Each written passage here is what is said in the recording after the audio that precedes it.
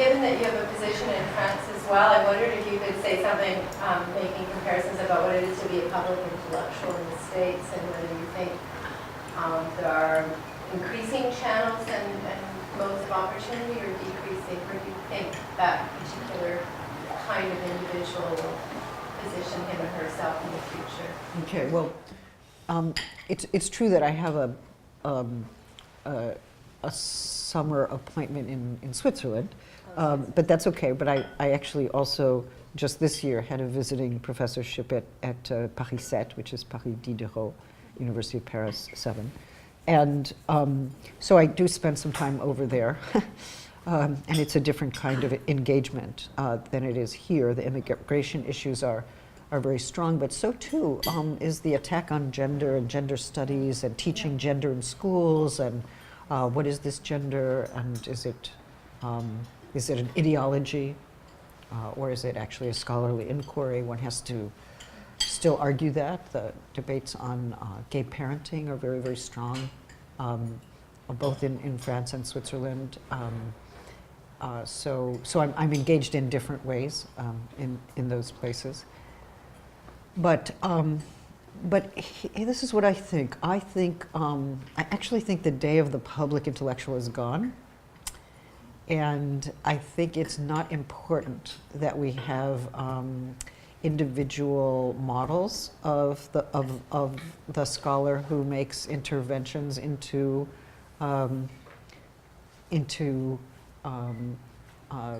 contemporary political debates.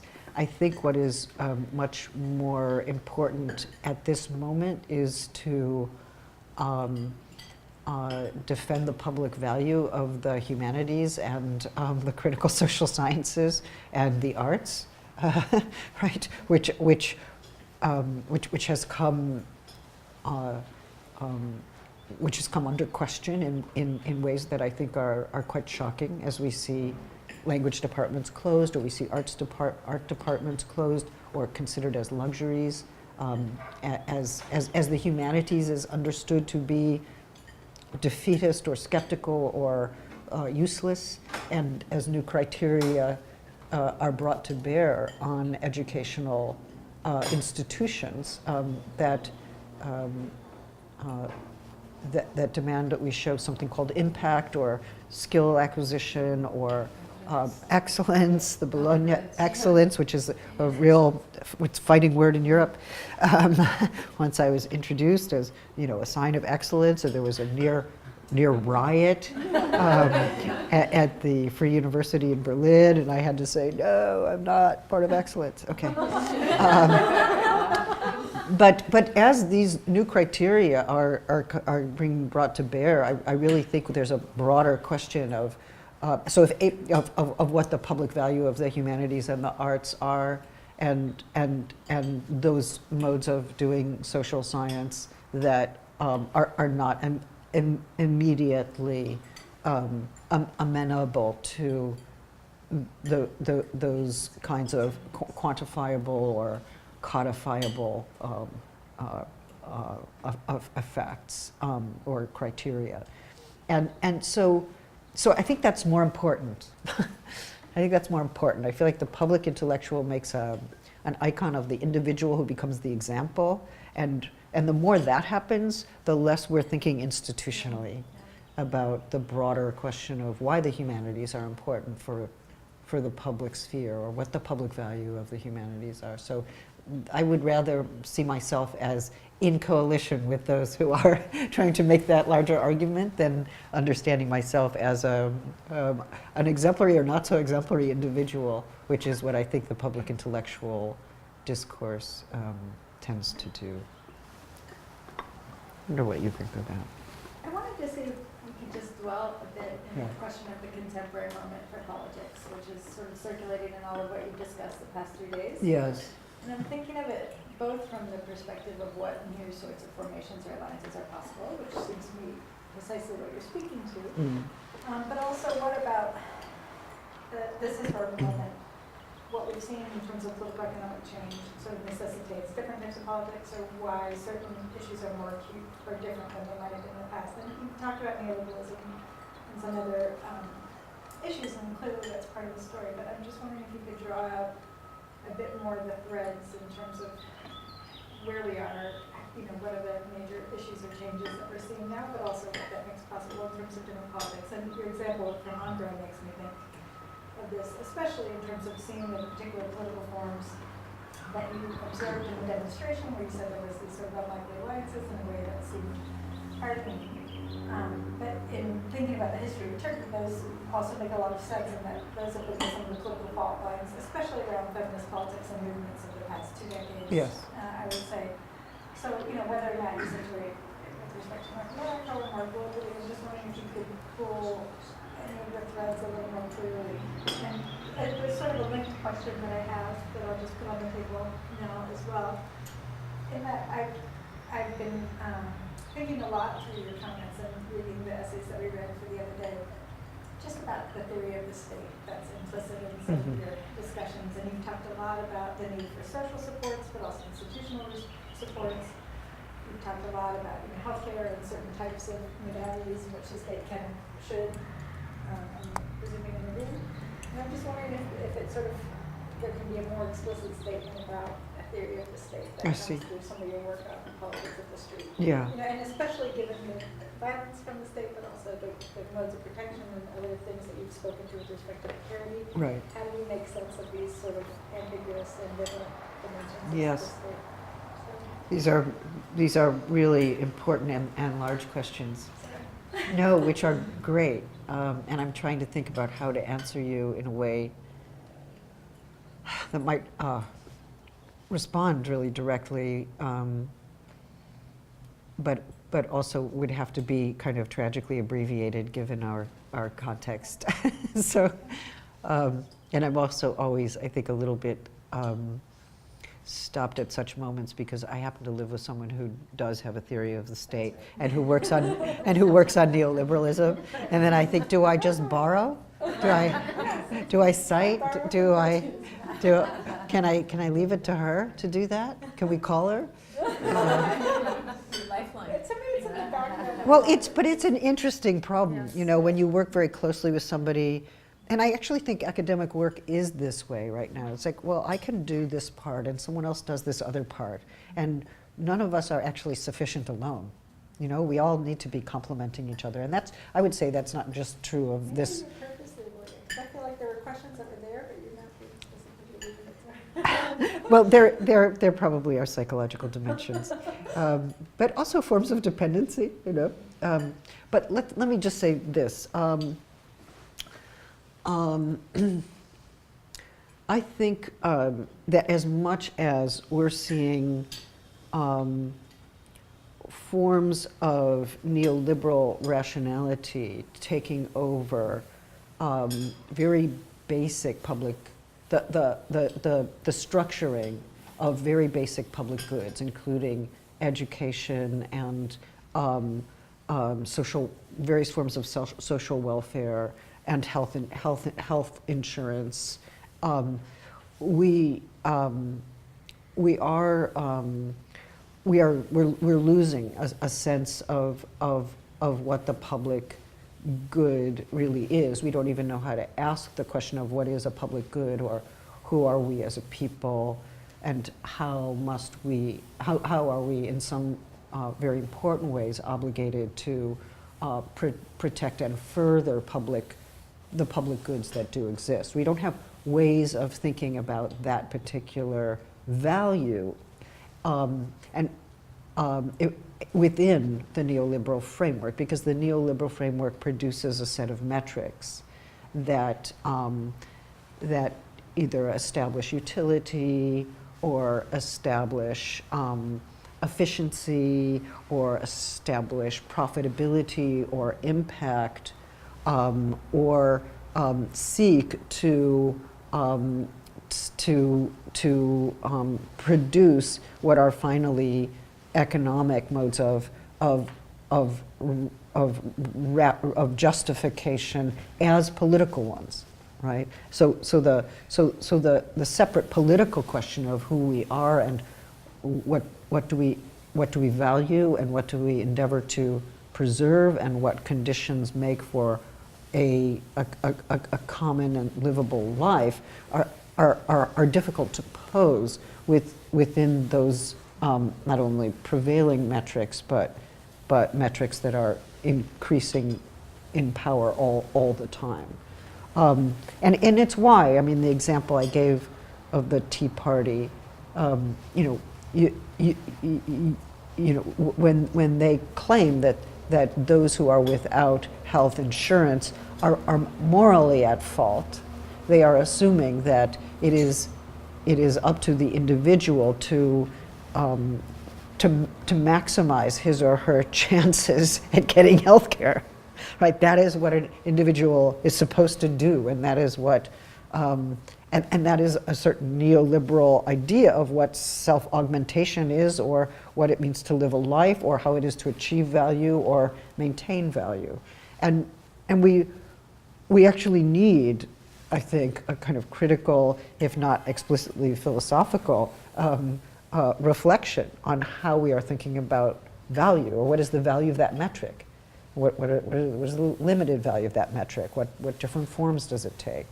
So that's happening, I think, at the same, and we're seeing the devastation of public goods through the imposition of that metric in various ways, and and a new moralization of individualism. The individual is responsible for basic goods that we perhaps, some of us, thought were supposed to be secured by society and by political governments.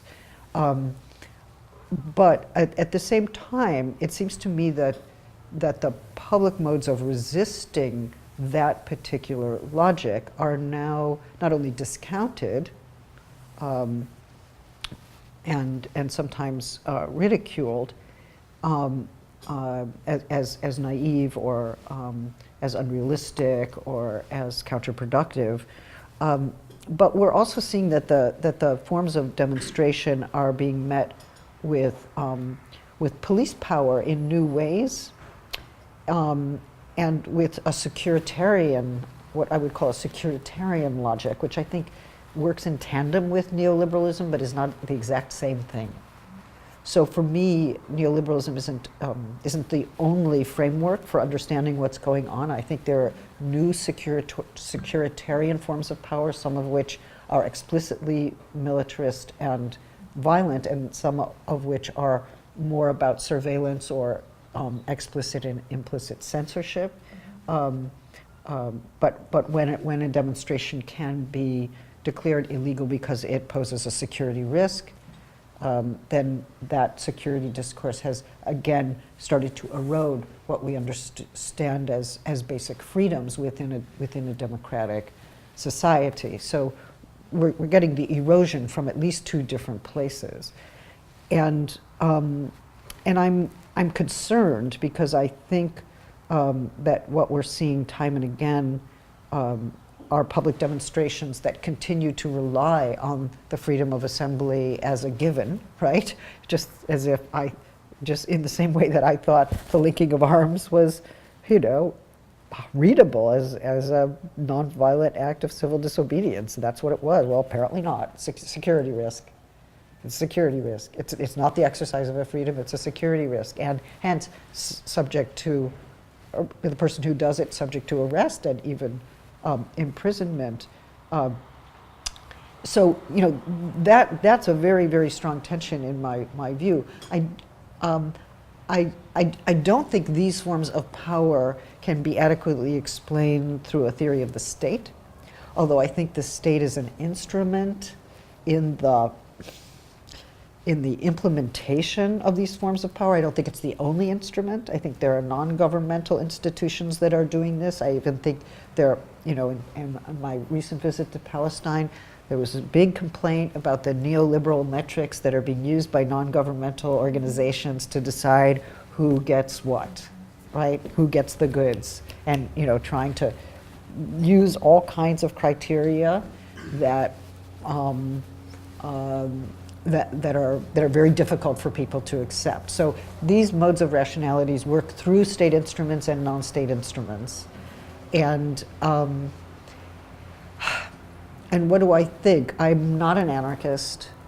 I obviously have some really good conversations with anarchists, but I do feel like most of the forms of anarchism that I confront are ones that that don't care adequately about the decimation of basic social services for precarious populations, and how you need state-sponsored social services for precarious populations. You can't just say, oh, the state is bad, or the state is privative, or the state is repressive, therefore we don't want the state at all. I don't think that's okay.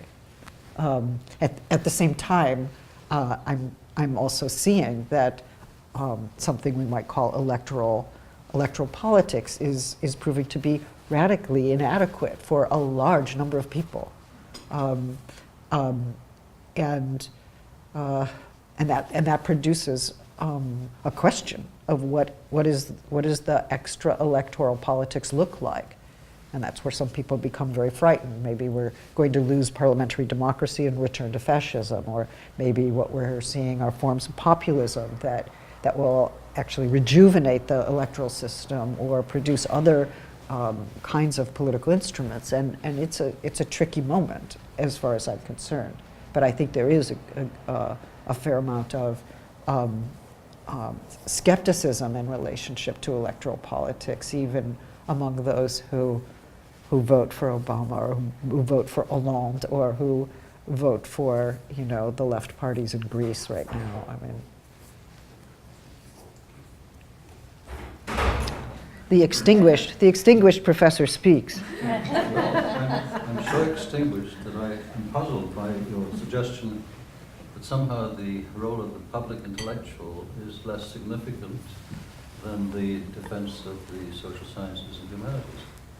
Surely the public intellectual is needed more than ever in the present context, and the social sciences and the humanities are one sector of the range of intellectual problems that we have. It seems to me that the importance of thought in the sciences is equally threatened.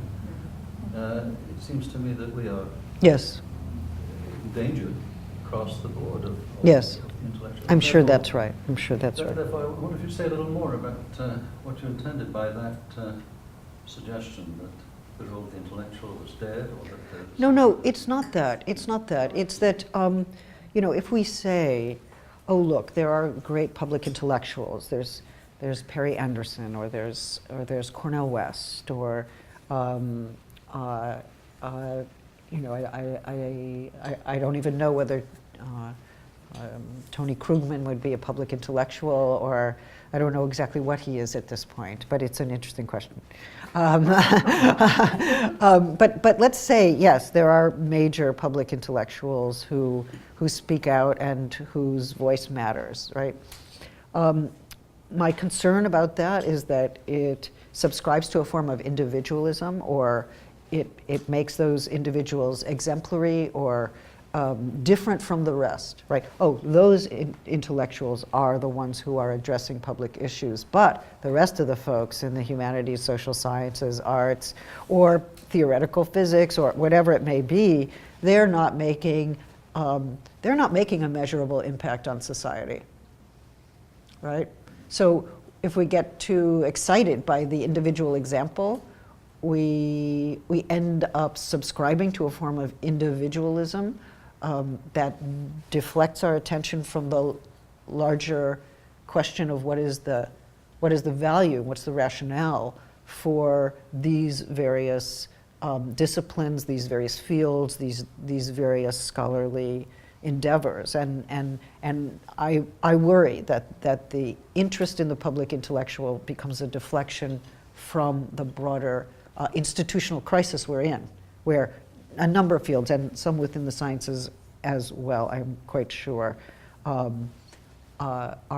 in crisis because they cannot show their value within the metric that is being now used to decide what is valuable and what is not. I guess following up on that question, I'm a scientist, and I definitely think. Well, I am in the German sense. I'm a Wissenschaftlerin.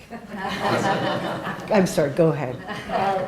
And I definitely agree that it seems like a broader problem that we have because it's sort of in the present political moment. I'm sure. Sort of careful rational argument, careful intellectual inquiry for its own sake is under attack pretty broadly. It's sort of being set aside as a political point of view rather than sort of a bedrock that might produce political points of view or underpin political points of view. And I wonder what, as somebody who wants to stand in coalition with those in defense of the humanities and social sciences and with that kind of general program, and as somebody who uses careful, reasoned arguments and marshaling complex intellectual apparatus in support of your position, how do you avoid getting sidelined as just espousing that political point of view of people who, after all, believe in argument, believe in rational inquiry? How do you engage that other camp that, in the democracy, sees this as just one way of proceeding? Do you see what I mean? Just give me the last part. Who is the other camp exactly? Well, I mean, it seems to me that the Tea Party, for example, is sort of an anti-intellectual movement that says we don't want to be controlled by elites. We want to make up our own minds about how policy should be formed. What do we care about these studies? What do we care about data? And more arguments based on data and studies and this is reasonable seems somehow not like what's going to carry the day in that kind of protest. And so sort of in the protest as it's sort of embodied in the academy, what do you see as a useful way forward?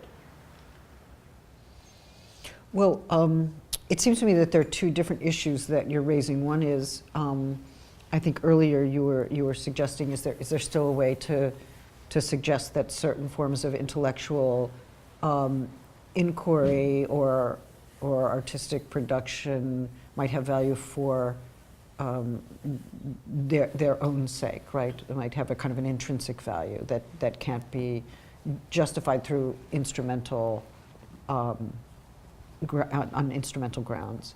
And then there's a second question, which is, can't we really say that some of these people, like the Tea Party people, are anti-intellectual and don't ground their claims in studies or in fact or in ways that could be demonstrably justified, right? So is that? I suppose in a sense I'm asking, how does an intellectual make an argument against anti-intellectualism? By making intellectualism really interesting. Or Right. smack them around the head. No, I mean, I actually think anti-intellectualism is an intellectual position, and I don't mean to say that in a glib way, but I think there are forms of reasoning that are happening within the Tea Party. For many years I had to look at religious right psychiatric work on homosexuality, which proved, how damaging it was and how development was impaired and how cognition was impaired and how and what this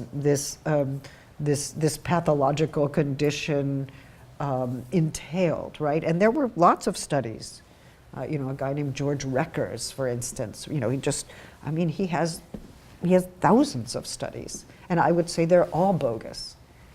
So the real question is not, do they have a scholarly apparatus or not, or do they engage in studies, or do they engage in argument? I think they engage in argument in forms of rationality. They have their studies, they have their views, but they do have to be argued with, and in ways that persuade. And if we're really going to think about persuasion, I think we have to think about media, because what media, through what media can my position be made clear, or can a shared position between you and me, and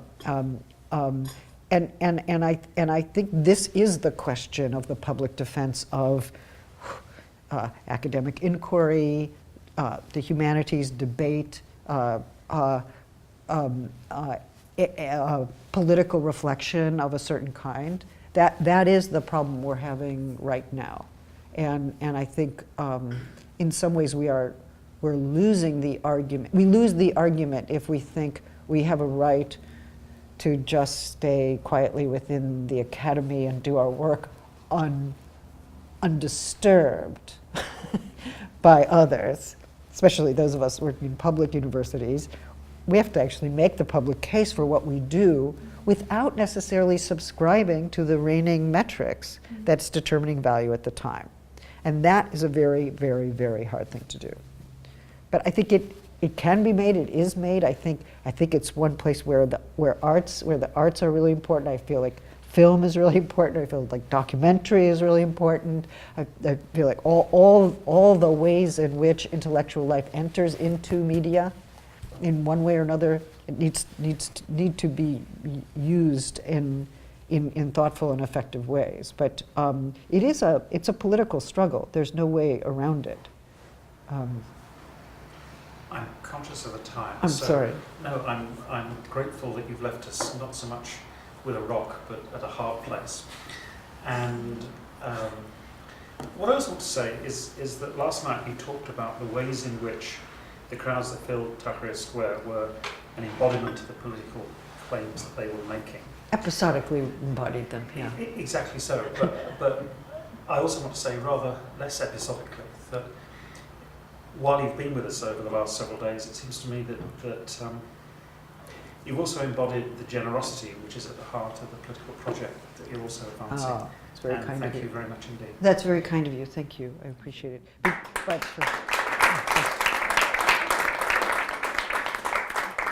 But I just have to say that if anyone has been generous here, it has certainly been the Peter Wall Institute, and I'm overwhelmed and moved by the generosity and the engagement, and I thank you enormously.